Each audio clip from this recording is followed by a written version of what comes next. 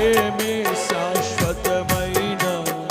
పరిశుద్ధమైన పొదరిల్లు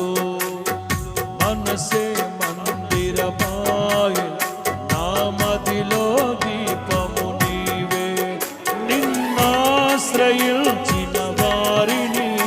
ఉదయించు సూర్యుని వలెనే నిరంతరం నీ మాటతో ప్రకాశింపచేయు మళ్ళా